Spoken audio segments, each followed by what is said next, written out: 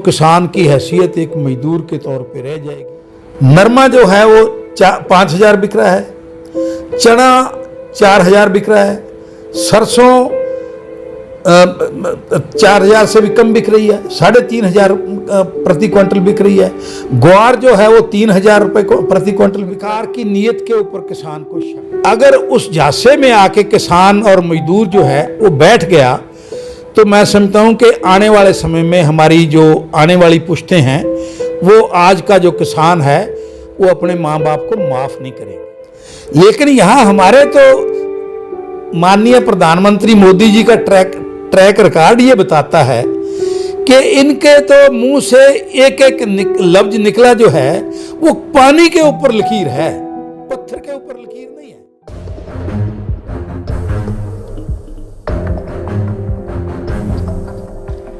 नमस्कार, आप ई समाचार देख रहे हैं। हम बात कर रहे हैं केंद्र सरकार के नए अध्यादेश की। कोरोना महामारी के समय केंद्र सरकार 3 नए अध्यादेश लेकर आई है। अध्यादेश खेती किसानी से जुड़े हैं। सरकार कहती है किसान को आत्मनिर्भर बनाना है, इसलिए एग्रीकल्चर सेक्टर में मार्केट कमेटी व सरकार की भागीदारी खत्म की जा रही है। किसान देश की किसी भी मंडी में अपनी फसल बेच सकता है। सरकार तो कह रही है कि किसान अपनी फसल का दाम खुद तय करेगा। सवाल यह है क्या वाकई में ही किसान अपनी फसल मनचाहे भाव में बेच पाएगा? लेकिन देश का किसान वर्ग इन अध्यादेशों का विरोध कर रहा है। देश भर के किसानों में भारी रोष है। देश का अन्नदाता सड़कों पर उतर आया है। नए अध्यादेश अनुसार खेतीबाड़ी में अब बड़ी कंपनियां काम करने के लिए आमंत्रित की जा रही है, यानी अब खेती इंटरनेशनल कंपनियों के सानिध्य में होगी। इससे किसान को क्या फ़ायदा होगा ये तो सरकार ने बताया, लेकिन इसके भविष्य में घातक परिणाम आ सकते हैं ये किसी ने नहीं बताया। हालांकि देश भर में किसान इन अध्यादेशों के विरोध में सड़कों पर उतरने को है। इसी विषय को समझने के लिए ई समाचार ने कांग्रेस के वरिष्ठ नेता व किसान मलकीत सिंह कोसा से बातचीत की। ऐसा जी कि सरकार, सेंटर की सरकार 3 अध्यादेश लेके आई है। पहली बात तो ये है कि इतनी इमरजेंसी वाली बात नहीं थी कि सरकार अध्यादेश लाती, बाकायदा पार्लियामेंट में बिल के तौर पे लाते ताकि वहाँ किसानों के नुमाइंदे भी, व्यापारियों के नुमाइंदे भी, सारी पार्लियामेंट और सभी पार्टियाँ इसके ऊपर डिस्कशन करती और इसके फ़ायदे नुकसान सारे जो है वो पब्लिक तक भी जाते और ज़रा स्पष्टीकरण भी होता।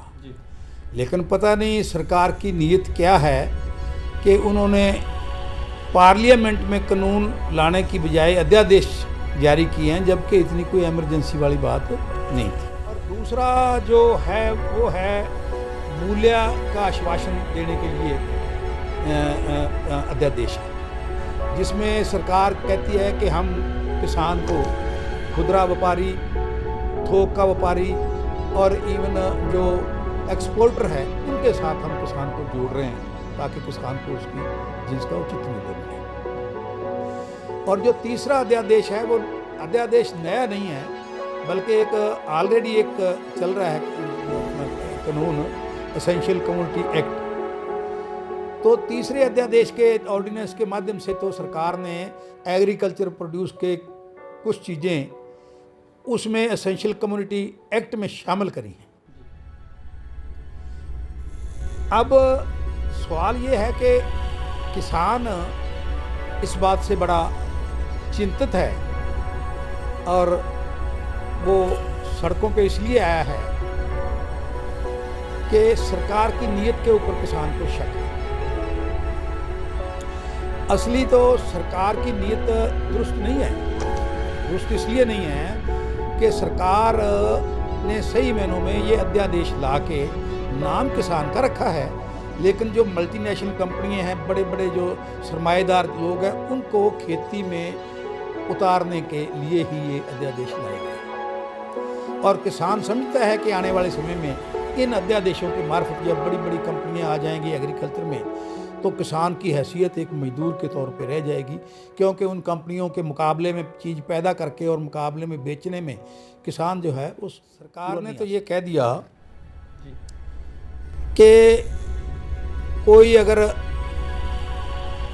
कंपनी या कोई किसान अपनी मंडी भी अगर बनाना चाहे तो वो अपनी मंडी भी बना सकती है और उसके ऊपर मार्केटिंग बोर्ड का कोई कंट्रोल नहीं होगा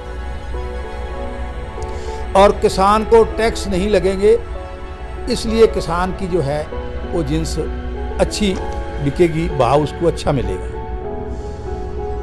देखिए, ये एक भुलेखा देने वाली बात है।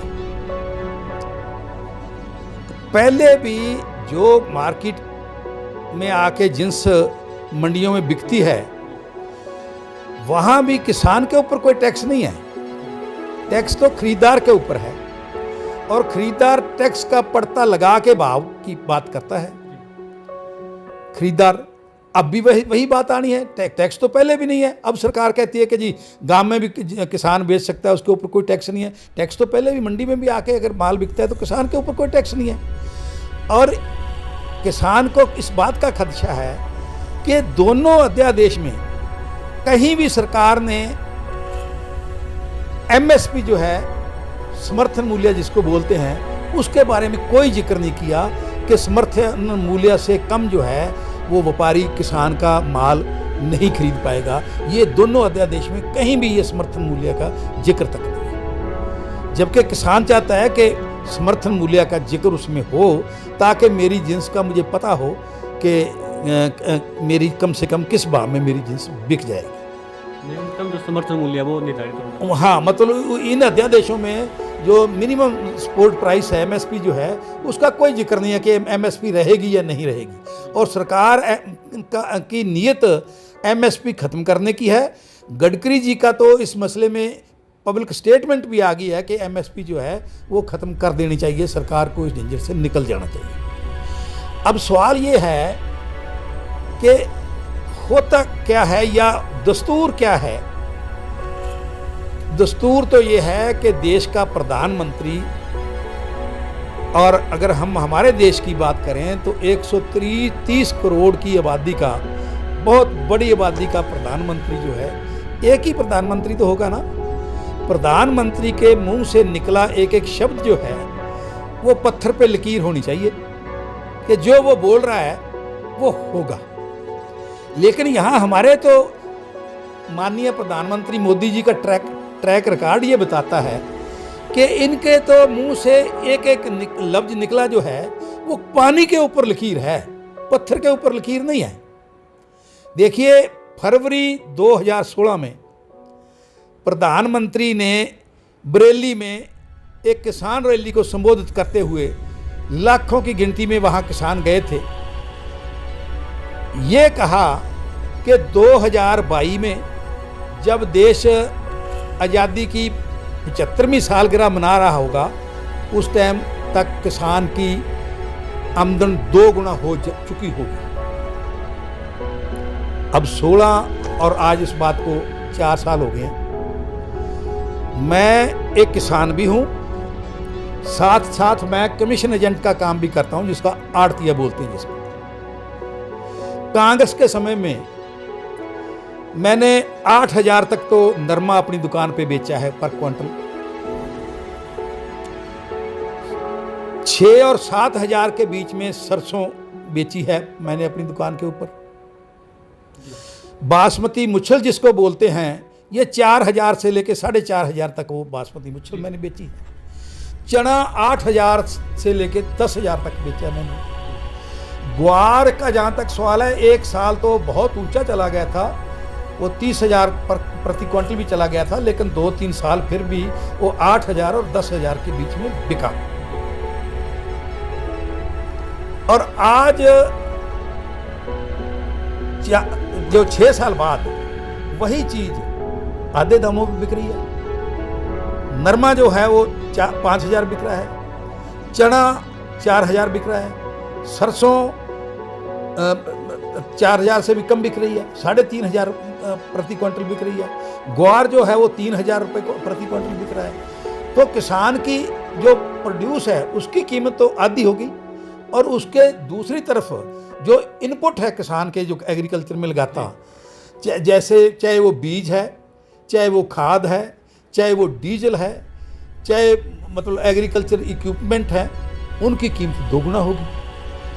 तो किसान जो ये उम्मीद लगाए बैठा था कि 2000 तक मोदी जी कोई ऐसा करेंगे करामात के 2000 तक हमारी आमदन दोगुनी हो जाएगी 2022 तक, आज वो उस बात को 4 साल बीत गए हैं। 2022 में तो 2 साल का समय रह गया, लेकिन किसान की आमदन दोगुनी की बजाय आधी होगी। अब किसान ये चीज़ कैसे उसके ऊपर ये विश्वास कर रहा है?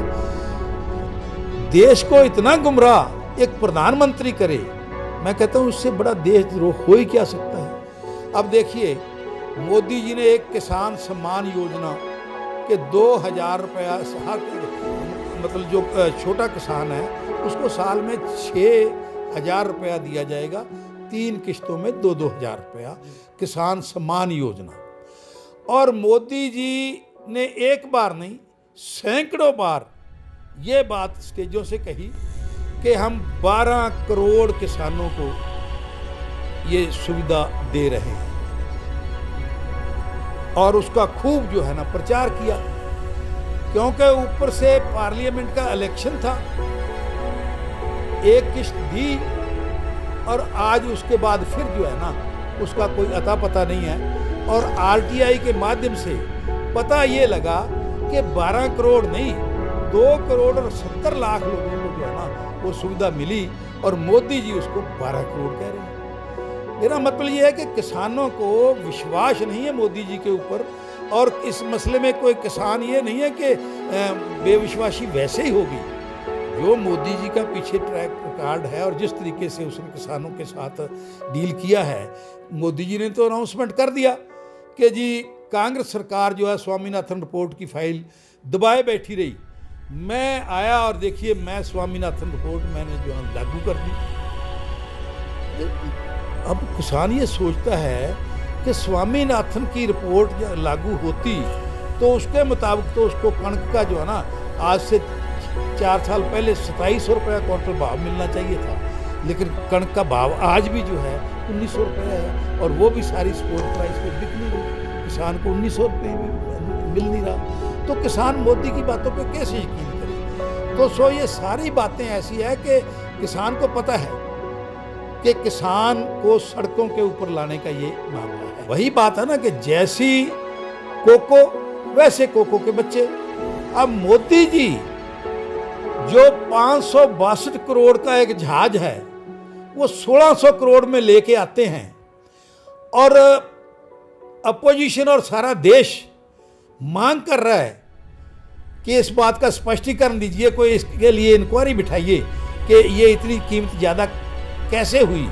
और वो जो है ना इवन के पीएससी को भी वो जो है ना ये केस देने के लिए तैयार नहीं। जो पार्लियामेंट में की एक कमेटी होती है जिसमें हुकूमत पार्टी का बहुमत होता है, और मोदी जी पीएससी के कमेटी के पास भी इस केस को भेजने के लिए तैयार नहीं। वही चीज़ नीचे स्टेटों जहाँ जहाँ बीजेपी की सरकार है, जो घोटाले पे घोटाले हो रहे हैं कोई उसको पूछने वाला नहीं, और अपोजिशन वाले अपने धरने जल से जुलूस करके अपनी रह जाते हैं, कोई इंक्वायरी नहीं, कोई कुछ नहीं। मैं अंत में अपने किसान भाइयों को और यहाँ तक के मजदूर भाइयों को भी ये अपील करूँगा कि ये जो मौजूदा सरकार ये जो अध्यादेश ला रही है उसमें इनका गुप्त एजेंडा जो है वो किसान को मजदूर बनाना और मजदूर को सड़कों पे फेंकना,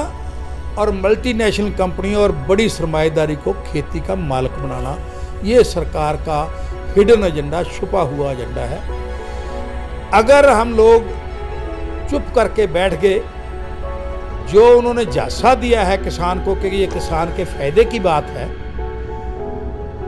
अगर उस झांसे में आके किसान और मजदूर जो है वो बैठ गया, तो मैं समझता हूँ कि आने वाले समय में हमारी जो आने वाली पुश्तें हैं वो आज का जो किसान है वो अपने माँ बाप को माफ़ नहीं करेगा। तो मेरी किसानों से, मजदूरों से, जैसे मैंने कहा है कि अकेला इससे किसान ही नहीं मरेगा, किसान भी मरेगा, साथ मजदूर भी मरेगा, क्योंकि मजदूर की जगह तो किसान को आना पड़ेगा और मजदूर को सड़कों पर जाना पड़ेगा। तो मैं अपने किसान भाइयों को, मजदूर भाइयों को अपनी तरफ से ये अपील करूँगा कि अब सरकार के खिलाफ खड़ा होके इन अध्यादेशों को इतना मजबूर कर दो सरकार को कि सरकार को ये अध्यादेश जो है वो वापस लेने पड़े। पहले भी एक बार जमीन अधिग्रहण का मामला इस सरकार ने, मोदी सरकार की पहली टर्म में इन्होंने एक बार वो लेके आए थे, तो तब किसान वर्ग जब उस बात के खिलाफ उठ के खड़ा हुआ था तो सरकार को मजबूरी में वो अपना अध्यादेश वापस लेना पड़ा था और वो ऑर्डिनेंस दोबारा ना वो पार्लियामेंट में लेके आए, ना उन्होंने दोबारा वो ऑर्डिनेंस के तौर पे किया। तो वही चीज़ अब मैं निवेदन करूंगा किसान भाइयों से और मजदूर भाइयों से भी निवेदन करूंगा कि वो भी किसान का इस मसले में साथ दें। मरेगा तो इसमें छोटा व्यापारी भी, लेकिन आज क्योंकि वो लोग इस बात को समझ नहीं पा रहे, तो मेरी अपील है किसानों से, मजदूरों से कि इन अध्यादेशों के खिलाफ डट के सड़कों पे आओ, धरने प्रदर्शन, सरकार को प्रोटेस्ट करो, सरकार को ये बताओ कि आपका ये तानाशाही जो है हम नहीं चलेंगे। और इन्हीं शब्दों के साथ आप लोगों ने हमें ये अपनी बात कहने का मौका दिया, आप लोगों का भी बहुत बहुत धन्यवाद। ये थे हमारे साथ मलकीत सिंह जी खोसा। इन्होंने किसानों मजदूरों से अपील की है सरकार के इन अध्यादेशों का विरोध करिए, नहीं तो आपकी जो भविष्य है वो गर्त में चला जाएगा।